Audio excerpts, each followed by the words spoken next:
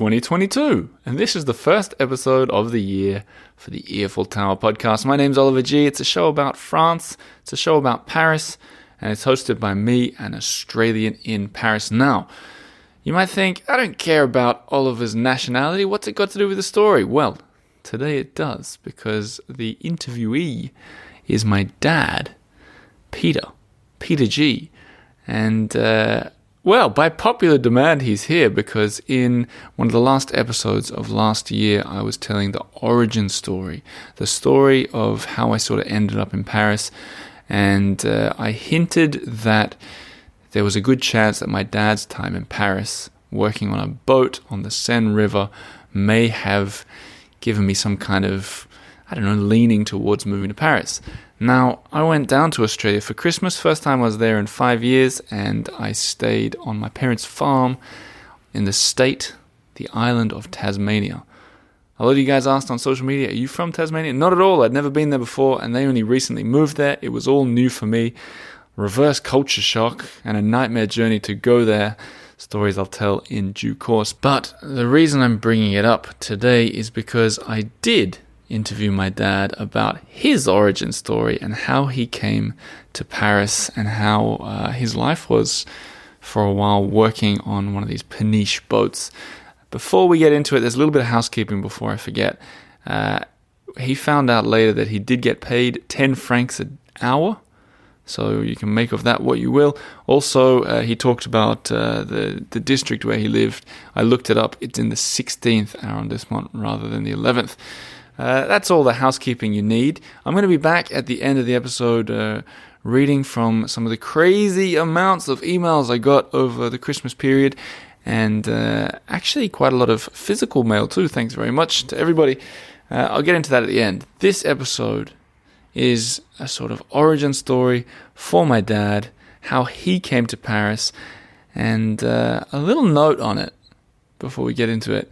It's very rare for me to sit down and talk for half an hour, 45 minutes with my dad about his past.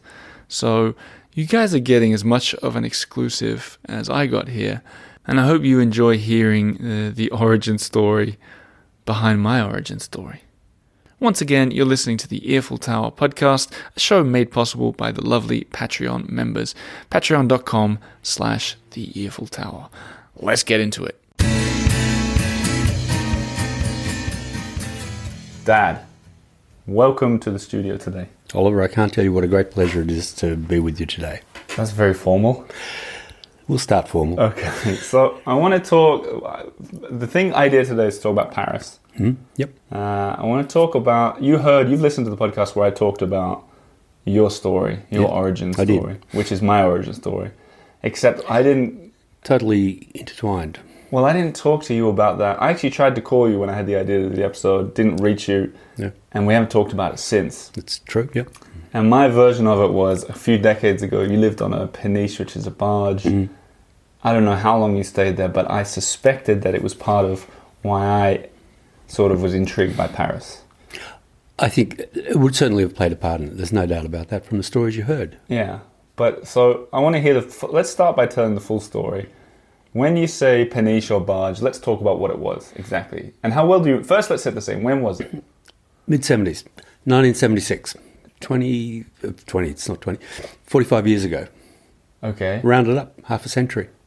Okay, so I'm trying to picture it. Mid-70s in Paris. And how long were you there for? A couple of months. Okay, what did it say, 3 months? 2 months? Let's call it 3. Yeah. Okay, so you were there for 3 months in the mid-70s. And for some reason working on a boat. Let's figure out how you got there. Okay. In the mid-70s and all through the 70s and I guess the 60s, there was a rite of passage for young Australians to go overseas, because Australia is a little island stuck away at the other end of the world. And the aim was always to get to London, which was a sort of a cultural home where many of our grandparents came from there. But did people consider it to be like a seeking out your roots kind of trip, or was it more like let's go and party, or let's go see the world? No, a little bit of everything. Yeah. Seeing the world. Seeing the world with a destination that was English speaking and was well known ever since you were a little kid. It was the Commonwealth country. Sure. And of course, the preferred way of doing that was to travel overland. To get to From Australia? Absolutely. Absolutely. I mean, some people flew direct, but in my case, and thousands of other young Australians, thousands and thousands, took the overland route. Okay. You have to explain that to people who don't know. Okay, well... Because you did just say Australia's an island.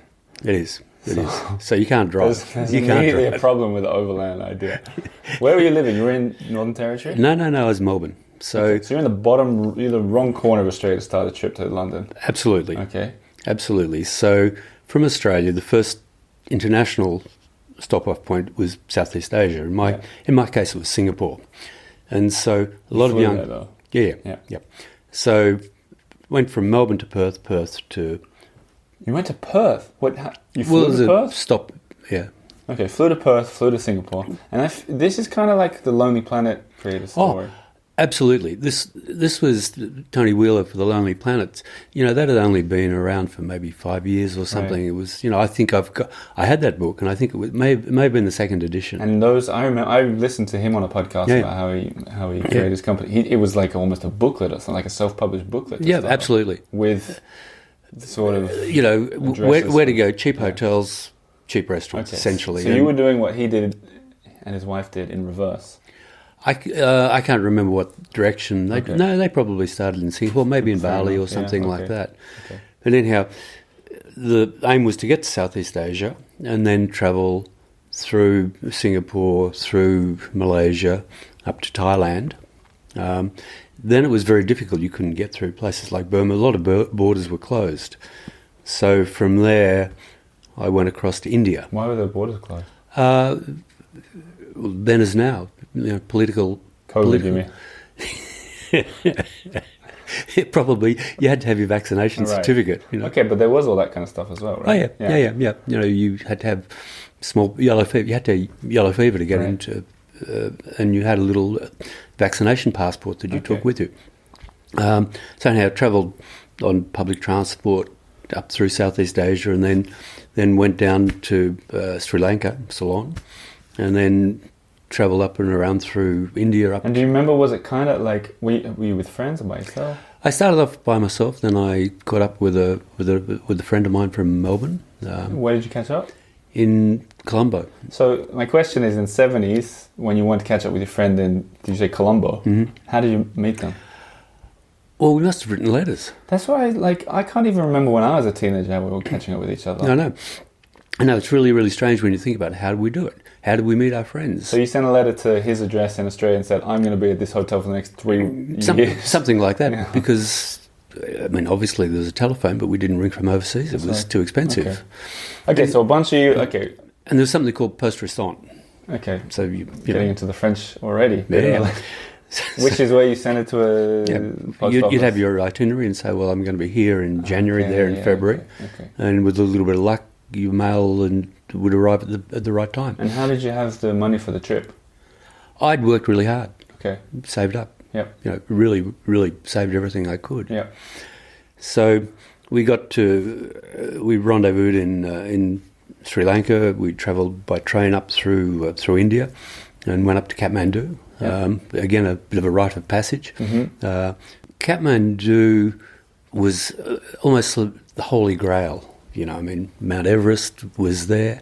It was very, very different, and especially after in India, travelling in India on third-class trains is, pretty difficult. Mm. Long, hot, cheap, very, very cheap. Mm. People everywhere. So you got up into the hills there. The scenery, of course, was magnificent, and there was a strong, there was a strong hippie culture taking place in some parts of Kathmandu. Like not an Australian hippie thing, but like European. Really? European. Everyone got there. In fact, it was a real melting pot. The ones who actually went the most feral were the French, strangely enough. Oh, really? Yeah. I love French people, but there are a lot of stories of French backpackers nowadays. Yeah. In Australia especially, causing trouble. In fact, recently there was one. I don't know if it was his fault though. Oh, in Perth, yeah. Yeah. We went clubbing and created a COVID scare. Yeah. But Kathmandu was a sort of was a really a great destination. Fascinating. Were there many Australians around? Yeah, Australians were everywhere. So it wasn't like although I want to get to Paris, but like it wasn't, when you're doing this trip, there was a lot of English spoken, I imagine, and if there were other people who were doing the same. Yeah, English. And did you find yourself doing essentially the same legs between cities, or were you like, too many Europeans here, I'm turning right and going to that destination? Yeah, but look, we weren't tourists, we were travellers. Yeah. You know, this was an important distinction. What's the difference? Mindset. Tell me. Mindset. Travellers had longer, they had a more flexible, open itinerary, and they regarded... We regarded ourselves as a cut above a tourist. You know, tourists just went for a holiday. We immersed ourselves into the destination. You know, we all thought we were pretty cool, probably. When you look back, do you still think you were cool? Yeah, absolutely. Yeah. Absolutely. Yeah. Question, do you think you're cool right now? Just so I get a sense of... Yeah, actually, it's never left me. Okay. You've possibly inherited some of it. Yeah, well, okay. Okay, so we're leaving India, we're heading north, west. And then from Kathmandu, the route was to go through Pakistan, Iran, through to Turkey. And when you get to Turkey, you've arrived. You know, there was something really... a little bit emotional, actually, quite strange. When you first, as an Australian, when you first reach Europe, and of course, Turkey is where Europe starts. Now, there'll be people listening who don't know that Australia has a history with Turkey in the war. With Gallipoli. People will have no idea what you just said, so you might have to explain. Okay. Well... Some people. Hang on, is that the emotional part of it, or is it more... It's part of it. It's a combination of things. You know, Anzac Day commemorates Australia's involvement, and this is really where Australia came of age in the First World War, in what was a military defeat, and you know, it was a disastrous battle. It was ill planned, ill managed. Did you go there on the trip to Gallipoli? Yeah, we passed through it. Yeah, because it's like a pilgrimage now. A lot of people go there. Absolutely. Now it's become a huge pilgrimage. Then it was a small pilgrimage, but Turkey is really where you get into Europe. So anyhow, and did you find that clear? Like, do you remember? Were you like, okay, now we're in like the people are different, the customs are different, the buildings are different? Yeah. It was certainly you're out of, I don't know what we'd call it, Asia Minor, I guess. Okay. Really. And for the scale, how many weeks, months, years have you been on the road at this point? Oh, by then, about 3 months probably. Okay. So we got to Turkey, then into Greece, and travelled. I was hitchhiking. And how's the money situation at this point? Oh, there was a book called Europe on $10 a day, American book, and I guess it was American dollars. I was doing Europe on about $3 a day. That's funny. I did a really similar thing when I was... How old were you? Mid-20s. I remember I did a similar thing. I was traveling around Europe, and I had a really small budget, and I met another Australian, and they'd budgeted 4 times my budget because they were doing a 3-week trip, and I was doing a much longer trip. I wonder if we went to similar places. Well, I'd originally intended to be away a year. Yeah. And then I realised I was probably going to stay away longer, and so I was hitchhiking around, which was, doesn't happen that way now. You know, you meet all sorts of interesting, lovely people who would welcome you into their homes, and I rode from the back of a little deux chevaux, those little motorbikes, the electric pedal ones. Oh yeah, I know what you're talking about. To empty buses that stop and pick you up. Maserati Ducati picked me up. I travelled with a family of French travellers. So you saw all sorts of people. Anyhow, I was in the south of France. Okay, so we got to France. Through Italy, I imagine you went. Through Italy. Through Greece, up maybe some of those... I went to Monaco. I went to the casino. I'd kept one good pair of trousers in my backpack. For this? Yeah. Because, I don't know, probably there'd been a James Bond movie or something like that, maybe, mid-70s. Anyhow, I'd alternate between staying at a youth hostel or sleeping out. You know, I had a sleeping bag. Sleeping out means in a park? In a park or whatever, yeah. So the youth hostel was for a shower, essentially. yeah, Yeah, and a toilet. yeah. Yeah. Anyhow, I was in France. I was in the south of France. I was in Arles, and I met a couple of guys, and we went to sleep in a park. And I woke up in the morning. So to set the scene for people, there's some people who've never heard of Arles. I went there on the honeymoon trip. Yeah. Big, like a Roman town, ancient Colosseum kind of type arena, Roman arena there. Yeah. Really old, really beautiful, inland, but in sort of Provence. And a very pretty little park. Uh-huh. Hint: don't sleep in parks. Uh-huh. Because I woke up, I don't know, in the early hours of the morning, and my backpack had been stolen. Uh-huh. It's probably lucky I didn't have my throat cut. Do you remember what the park was? No. Do you think you'd remember it if you tried? If you had a map and so on? Yeah, could do. Yeah, okay. Could so do. you're in and just to get the picture. You have a sleeping. It must have been summer, right? Yeah. You got a sleeping bag in the summer. Head on the backpack. No. Not tied. No. Like this, No. You get your jeans and you'd wrap your jeans around your boots, and that was your pillow. I wonder what the French people thought of you when they saw you. There were a lot of hitchhikers. When I say a lot, it was not uncommon for backpackers. But it's quite different today. Like, I don't remember when I was down there. I feel like even in Arles was kind of a tourist. But then it's been around for 2,000 years as a tourist site. Yeah. So I wonder, could it really have changed that much in 40 years? Probably not. Probably not. Except I don't think you get backpackers sleeping in parks anymore. Or hitchhiking, I don't know. The word got around about what happened. Probably. It was probably one of the locals that took it just to frighten. Well, my backpack got stolen. Yeah. And I just had literally the clothes that I was wearing. Passport and everything? No, I had my passport and my money. Yep. And I had a few things that I'd put in the sleeping bag. Were you wearing your good trousers? No. I got rid of those after I'd been to the casino. They took the shirt off your back and the trousers off your legs. Got rid of them. They went into a rubbish tin, I think. Yeah. Anyhow, I got everything stolen, and so I had to really rethink what I was doing. But I was feeling pretty down.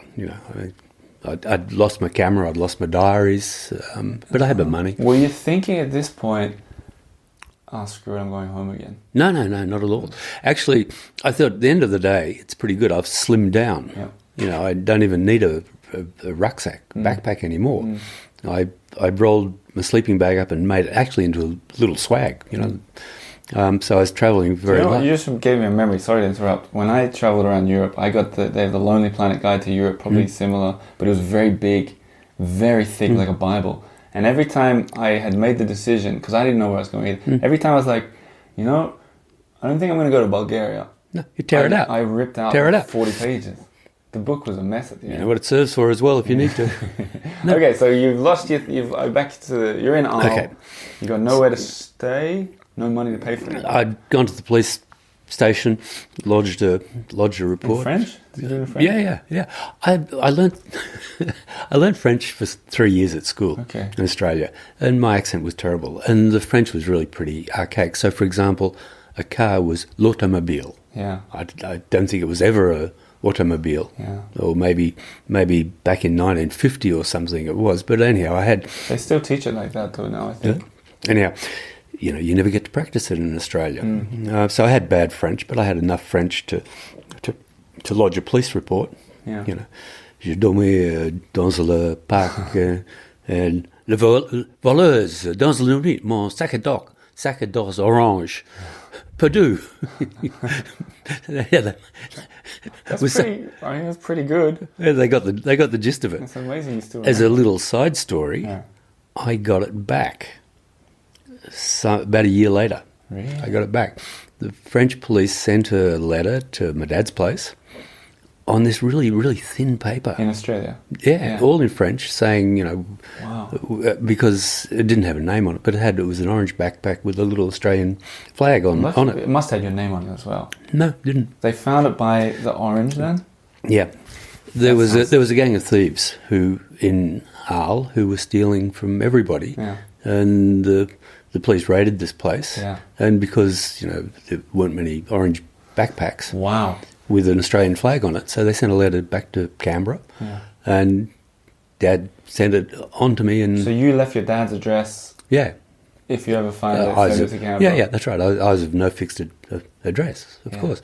That's wild. And I reunited with her about a year later. With your diaries and stuff in it? No, the diary had gone, camera had gone, souvenirs had Just gone. a bag? There were a few things. Well, that's cool. Yeah. That's amazing. I've got a picture of me in the Arles police station. You remember? You have to track it down. I was on my way down to Africa with Martin Mulder. You've met Marty? Yeah, hang on. What? On another trip? Yeah, this is after we got Europe out of the way, and I was into the African leg of but the that's adventure. for another podcast. That's another story. But then you went back through Arles later. You mean? Yeah. Okay. Yeah, about a year later. Did you like it down there? Oh. Well, I was. I searched all the grotty places in Arles that thieves might have dumped a you were backpack. you were hoping to find. Oh yeah, I looked everywhere along the riverbanks and all the. Really? Like a Simon and Garfunkel song. The Boxer, probably. The Boxer, probably. Yeah. But the interesting thing that came out of this is I was feeling a bit sorry for myself, and I went into it, and I was looking around the area in Saint-Remy. Mm-hmm. Saint-Remy de Provence? Yeah. Okay, that's a beautiful part of town. And it can't be that far from Arles because I got there anyhow. I feel, on a side note for any Francophiles listening, that Van Gogh went to Arles. I can tell you all about it. Really? Yeah. But then he ended up in Saint-Remy de Provence. So In the insane asylum. Yeah. Okay. So there I was feeling pretty sorry for myself, and I went into a little gallery, and there was a woman there who was speaking English. In Saint-Remy? Yeah. So how did you get there then, with no money? I must have hitched. Okay, of course, yeah. So I was in the shop, feeling sorry for myself, and there was an Australian woman speaking English. And of course I started talking to her. Now, you've met her. Henrietta Shattuck. Yes. She took pity on me. It was either that or my boyish good looks, one of the two. I've got to figure this. So you were mid-20s? Yeah. She must have been 50? 50? Well, 50, yeah. Okay, so she was a little older than you. Oh, no, 40 maybe. Yeah, okay. When you're in mid-20s, people who are over 30 are all old, isn't it? Sure. So actually she must have been in her late 30s, I guess. Okay. So she said, come home. And her husband, Peter, was an American, was an artist. And they were in a converted farmhouse, which was fascinating. As an Australian, you don't go into old farmhouses, let alone ones that have been converted and with an artist. And they took me in and they fed me, and I stayed there for a few days.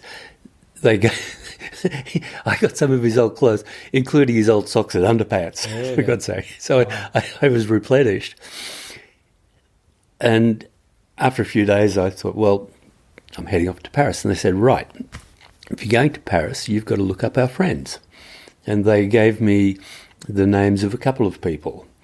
And so I hitchhiked to the outskirts of Paris. And then Nice drive. Yeah, easy drive. Yep. Anyhow, on the outskirts, I got into the metro and came up in the middle of nowhere. And I was totally lost. Suddenly emerging out of the ground. First time in Paris? Yeah, first time in Paris. To rewind a little bit, to interrupt your story, but I'm really curious. You must have heard a lot about Paris before, especially if you studied French at high school. Did you have big expectations? Were you excited to be going? Oh, hugely excited. But I had no idea where I was going to go, where I was going to stay. I thought I'd probably stay in a youth hostel or something like that. Anyhow, I came from, having... I'd been to Rome and I'd been to Athens and all that sort of stuff, but suddenly it's sort of funny when you get on the metro and you come up in the middle of a strange city because you don't have your bearings. Yeah. And you haven't the faintest idea really where you were. And remember, all you've got is your little, Europe on $10 a day map. Or Plus, were you feeling that you didn't want to be looking at those maps because it would single you out as a tourist? You didn't. No, you're realistic about it. I mean, when I'm talking about a traveller. Okay. Be it in Asia or be it in Africa, you're still, 6 foot something, white English-speaking person with a camera somewhere on you. Well, not you. Again, no pretty no backpack. Yeah. I'd shed a lot of the giveaway tales, so the giveaway sites. Can you remember where you got spat out? Where are you now? Not even vaguely. Not even vaguely. Mm-hmm. I was totally disorientated, which was a little unusual.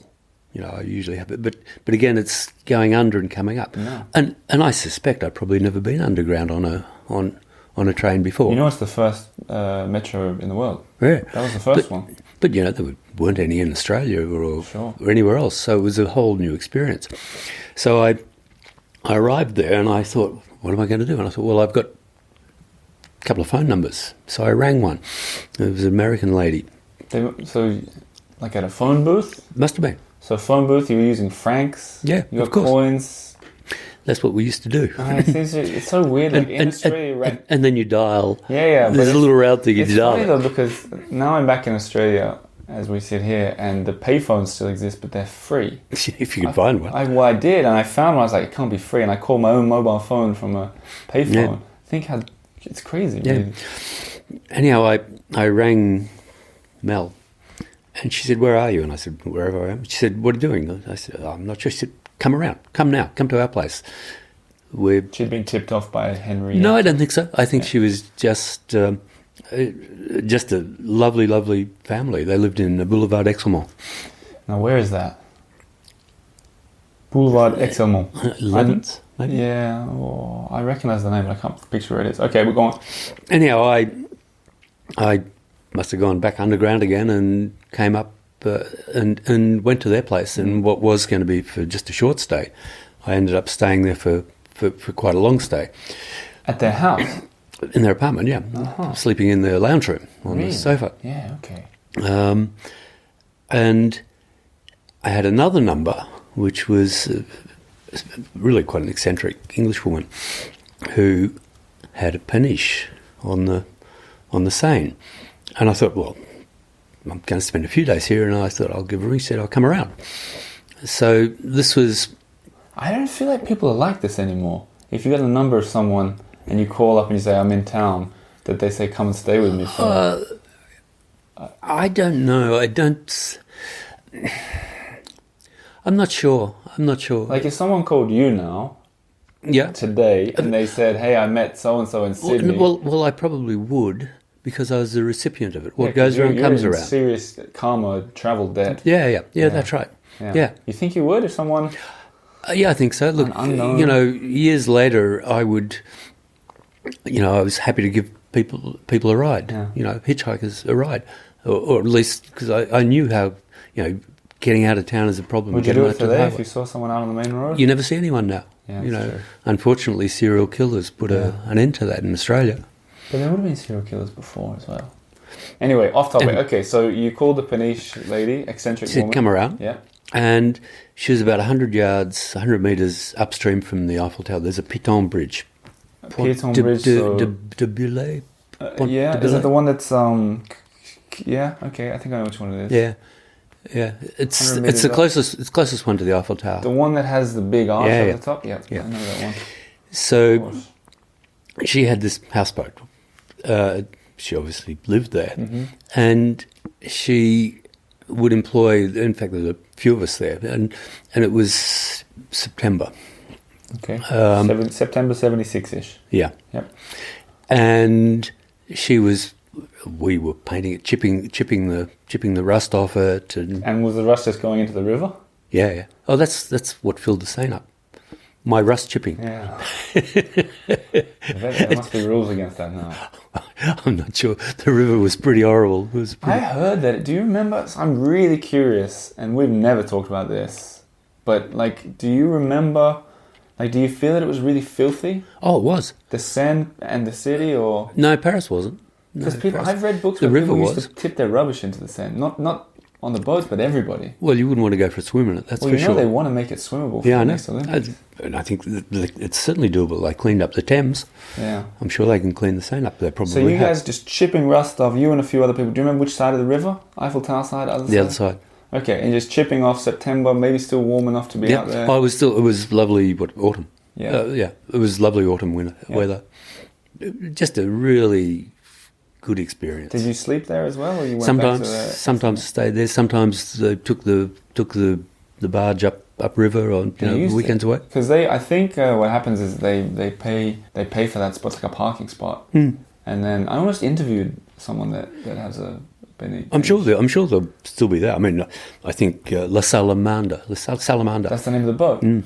Okay. And so they said they paid you, I assume? Oh, They must have, otherwise why would you have done it? not much. Like, Look, you would have done it for free. but why? It's an experience. Yeah, I know, but sitting by We the... got some money. Sitting with...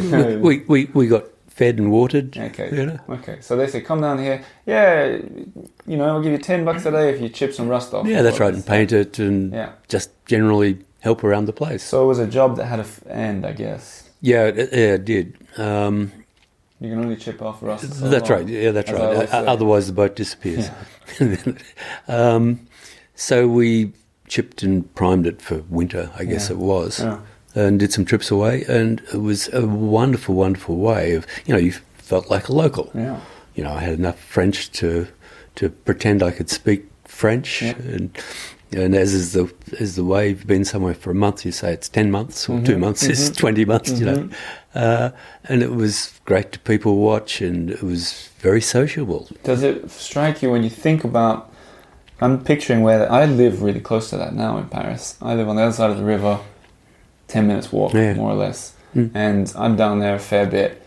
There are a lot of tourists walking down. Were you on the bit where the tourists go down? Yeah, but there weren't a lot. Look, the number of tourists now, 45 years on, it must be significantly more than. Well, Paris is the most visited city in the world right now. I don't know if it was. But it's sort of a little bit of a backwater, and it's on the other side of the Eiffel Tower. I used to take the ship's dog. There's a ship's dog and a ship's cat. We had a net on board for when the ship's cat fell in. Really? To get her out, a black cat. Cats don't fall in water very often, though. Is it when you nudged her off on your ship? And the ship's dog, so I'd take the ship's dog for a walk and doing a loop over the Piton Bridge around the base of the Eiffel Tower and back. So, about a kilometre or something around. Do you remember the Eiffel Tower then? Do you remember there being like long queues of people waiting to go up? No? No, weren't. Really? No. Now it's very different. They got some sort of fiberglass. Yeah, you can't, You can't walk under it. I think the only thing you had to be careful of is that the dog didn't think the Eiffel Tower was a lamppost. That wouldn't have been very proper. Do you remember when the dog did its business? You just leave it on the path? Do you remember that? Yeah, we must have. Everybody always says that Paris used to be full of it was dog deposits. Yeah, and the ship's dog probably contributed his fair share. Okay, so you were doing walks, seeing a lot of Parisians, trying to fit in. Do you remember buying, did you go all in, buying croissants? Absolutely. Yeah. Absolutely. Especially when you're on a budget. When you're a traveller and not a tourist, you really... I think a lot of tourists will be listening to this. Saying, sorry guys, there's a difference. No, you're there longer. You have the time, you have the desire and the ability and the time to fit in deep within the culture, and also you're doing it very cheaply. So you seek out, the things that are cheap. But you know what, rubbish either. No. And I'm sure it's still the same now, the network of other travellers, recommendations and things like that. But the difference is that you've got the time. Yeah. And you've got the time, you can go deeper. And so did you find yourself doing a lot of travelling around Paris, exploring? Yeah, all the time. Yeah. All the time. Yeah. Look, you think you walk a lot, I walk more than you did. I was doing Europe on $3 a day. So you walked a lot around Paris. Everywhere. Do you remember 45 years on what bits stuck with you particularly? Oliver, everything about it, the Latin Quarter, everything about it was fascinating. There weren't TV documentaries about it. If you wanted to know about Paris, let's call it 50 years ago, National Geographic or something like magazine, that. Yeah. There weren't documentaries about it. You couldn't go on YouTube. People didn't have mobile telephones with 10,000 photos of them, things like that. You had one guidebook. No, that's not true. I got a Michelin. But then you went beyond the guidebook, obviously. Yeah.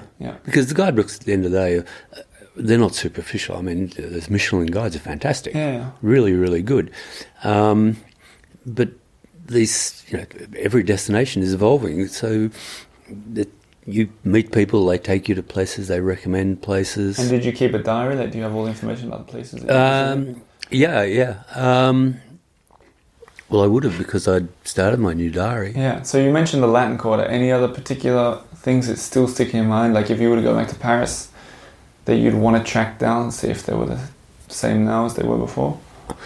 Well, of course, I've been back to Paris a few times. Sure, in fact, I mean, things that no, because when I left Paris, I went to London, and I lived in London for 4 years. And I went back to Paris very regularly. Of course. So the timelines are really confused. Okay, well, let's because I want to sort of skip to the future, but what prompted you to leave Paris in the end?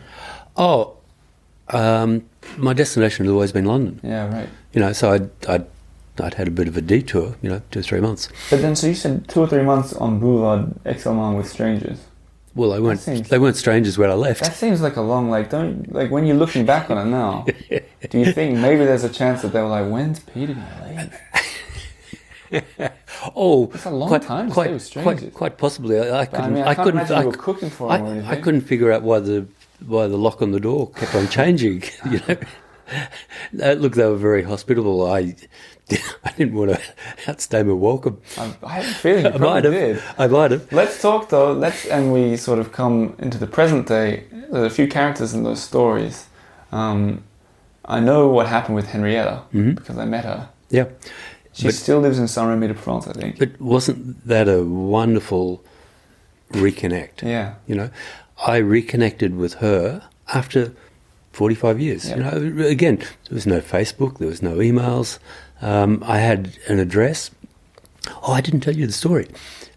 In their farmyard, they had some rooms upstairs, and one of them was the door from the asylum, purported to be the one that Van Gogh was in. What, they'd taken the door? Bought the door? Yeah, they bought the door. Okay. Probably half a dozen doors, and every relic is everything is a sacred relic, and there's probably 10 of them. But nevertheless, it came from the asylum that he was in, which again was Do you remember going to that, by the way? Did you visit that asylum? Because that's the tourist destination. Huh? I can't remember. Tip for everyone listening: in Saint-Rémy-de-Provence, they've done it so excellently that I've never seen anything done as well as this. You do a walk with medallions on the ground every 200 meters, and they've put up the pictures of what he painted, and you can see it in the background. Yeah. Like they've put. I read about that. Yeah. So anyway, that's a little aside. But I got in touch with Henriette. Yeah. When you were doing your honeymoon tour, because you were going that way. Yeah. And I thought, I'll see if I can track her down. And that was a story in itself, trying to track someone down 45 years later in France. That makes my Finding Mary story seem like nothing. Well, I found her. You found... First go. Well, more or less. But again, I found someone who'd mentioned her who'd mentioned her husband in an article some 10 years previously. He'd died in the meantime, and I ended up sending an email to this person and sort of explaining who I was. But we didn't see her on the honeymoon in the end. No. Yeah, I just was getting so many emails from people with places to see. But this was for your father. No, by that point I had to turn them off. So anyhow, I ended up getting in touch with her, and of course, in due course, you met her in Paris. I met her in Paris. That was really cool. Because I asked you to send a copy of the book. You sent a copy of the book to her. That was really nice. And she's in her 80s now. Looks like she's in her 70s. She might be listening. What about the people? Big shout out. What about the people that ran the boat and on the boulevard? No idea. Wow. No idea. You know what? They might be listening. Well, some of them probably dead. Well, probably not listening then. I don't know, but it's again keeping track with people. It's easy now with Facebook. Yeah. But you never know. That boat, have you looked if it's still there? Yeah, I did, but I didn't recognise it. No. Look, boats is by Do you now. have pictures? Yeah. Okay, well that could be a job to track down that. Yeah, look, boats change their name, boats change their colour. Maybe I didn't do a good job of chipping the rust. Maybe it got a big hole in it. Could be might be where it was, but just a little deeper. Well, I think we're going to wind things up now, but I want to ask you to finish 2 questions, but you only get a minute on each of them. Shoot. Okay. One is I talked about your dad being in Paris. Mm-hmm. Can you give me the minute summary of that and what you... Did I get it accurate? My dad was a veterinarian. He he ended up as the director of the Australian Bureau of Animal Health. And there's an international association, the OIE, the organisation. So I got that all essentially right then. Yeah, except it was veterinarians. What did I say? I can't remember, but it wasn't quite right. And what about his relation to Paris? Do you remember him liking it? Did he talk? Oh, he loved it. Yeah. He loved it. So he became the international president. Their organisation, as you know, is based in Paris. So he would travel a few times a year to go over there. And he had a great fondness for Paris. And the French language. And the French language. His French was better than mine, or mine got better. Did you know that there was that picture of him in Paris, as in before I went and saw it? No, I didn't. No, you should go see it. Yeah. No, I'd like to. And he, when he was in Paris, the Australian ambassador was Gough Whitlam, the former Prime Minister of Australia. So Dad got to know Gough and Margaret Whitlam quite well, and went and would meet up with them regularly and dine in the Australian Embassy. Ambassador's residence up top. Mm. Yeah. So same place, I guess. Funny, huh? Yeah. Again, the wheels go around. And then that was my other question, speaking of the wheels going around. Since all this has happened, bring it to the future. Mm-hmm. Now, I've been in Paris for 7 years, I think. Yeah. Had a boy in Paris. What does that make you think? Obviously, you know...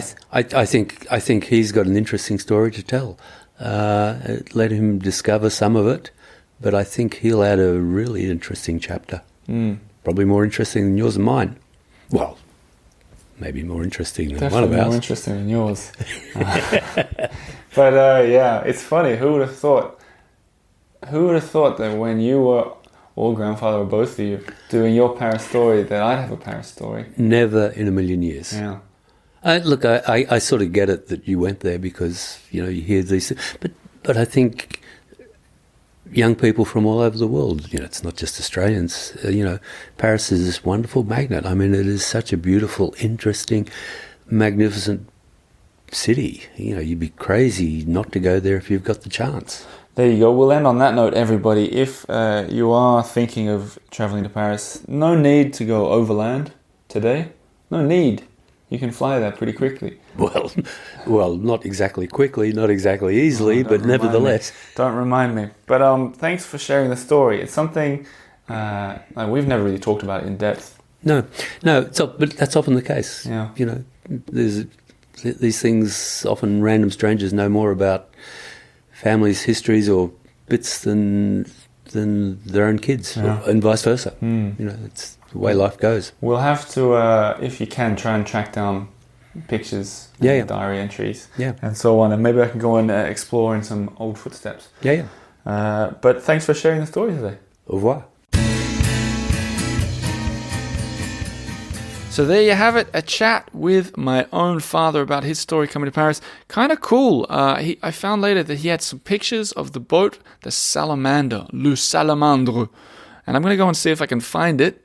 I'm also going to go and find the apartment on Boulevard Excelmont. And, we'll see what comes of that. Always interesting to dig a little deeper into the episode. Thanks, Dad, for being on the show. And thanks for your long-time listenership as well. Might be pretty weird having heard your own voice on the podcast. Now, I want to finish on a little thank you note to everybody who's been sending in emails and letters and postcards while I was away. I came back to a couple of surprises in the actual post box. When I talk about that, it's the Eiffel Tower, 34 Avenue des Champs-Élysées, 75008, Paris, France. And you guys absolutely don't need to send gifts.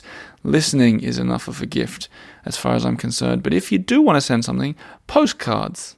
That's what I'm really into at the moment. I will say a special thank you to Mary for sending a mug in the shape of a red scooter. That was a lovely surprise.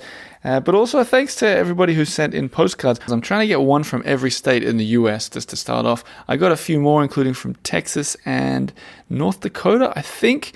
wherever Fargo is. I think it was North Dakota.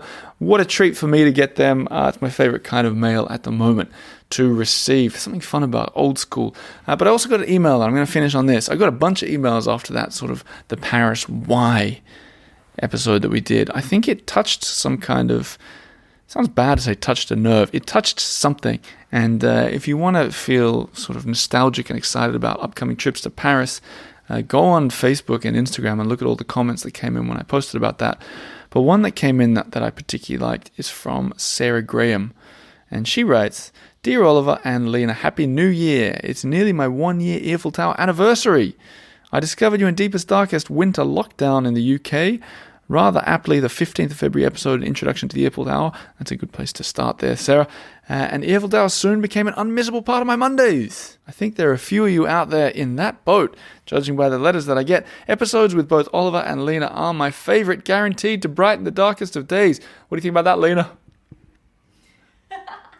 Awesome. Yeah, we don't have a studio at the moment. She's in the background. Sorry about that, Lena. Hi. Is this annoying? No. Good. For dinner.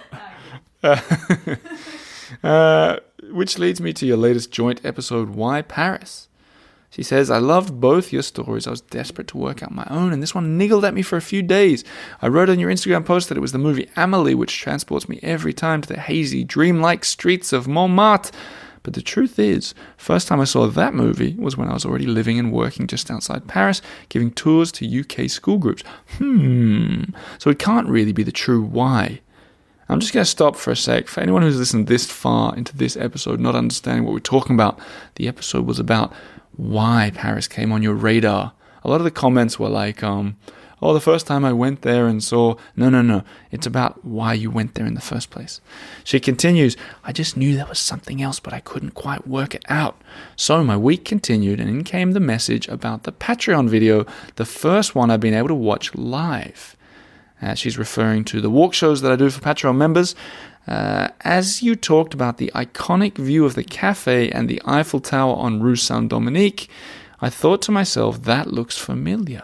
Yes, very familiar, I thought as I walked up my stairs to bed that evening and saw this on my wall. And she's enclosed 2 pictures. One of the Eiffel Tower all lit up beautifully in red and yellow. And by the side of it, there's a screenshot from the walk show that I did. And by the way, this walk show that I did around Christmas, I realized I didn't mention it anywhere publicly whatsoever. But if you're a Patreon member, I walked down Rue Claire and all the Christmas lights. I walked to the Eiffel Tower, which lit up sparkling. And then on the way back, I snuck into the courtyard of the Romanian Cultural Embassy. So if you're a Patreon member, you can watch the replay, or you can watch them live like Sarah did. We continue. So I headed to bed, ready for the last day of work before the Christmas holidays. And then in the morning I woke up and like a lightning bolt, it hit me. I knew my why. Not this painting on my wall right now. No. She only wrote no once. I got a bit carried away. Not this painting on my wall, no. I'd bought that only 5 years ago. Instead, what came to mind were these 2 paintings from my childhood.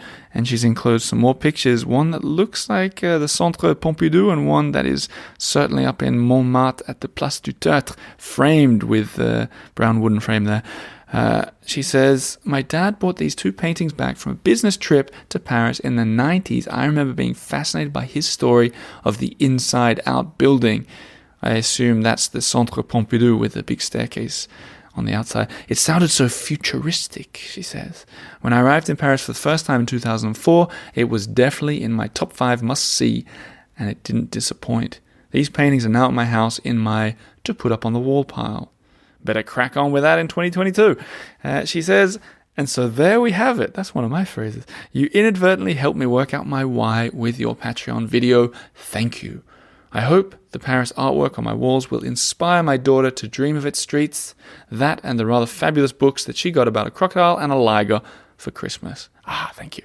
She's talking about Kylie the crocodile and Roger the liger. "I can't wait to take her soon, someday when COVID goes away and the French decide not to hate the British anymore.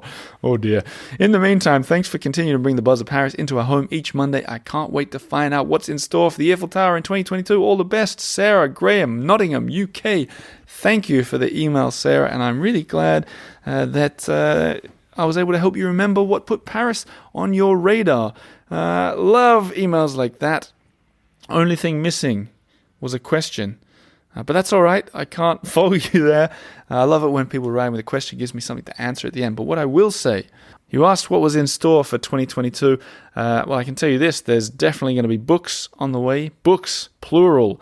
There are going to be a lot more traveling, I think, around France and around Paris too. I intend to continue with that arrondissement podcast per week thing that I started a couple of years ago before, well, you all know what happened there. And I got plans to do a lot more videos, Patreon videos too. So I'll end on that note. If you want to see more of Paris, I will be taking it to the next level. Patreon.com/the Eiffel Tower. I even want to get the events back on now that things are sort of opening up a bit more again. So check it out, patreon.com/the Eiffel Tower. To all you members, look out for an email this week. I plan to do a walk if my hands don't freeze off my very arms. It's very cold in Paris right now, but it is good to be back. Thanks for listening to this episode. I'll be back again on Monday with a new one. And at home, have a think about what you'd add to your bucket list for 2022. 5 things, like I always do, in increasing order of difficulty. 5 things you want to do in this city. And Lena and I are going to come up with our own too, and we'll be sharing them with you. But I'm glad to be back in Paris. Glad you're listening. Very impressed you made it to the end of the episode. So thank you very much for being here. Merci and au revoir.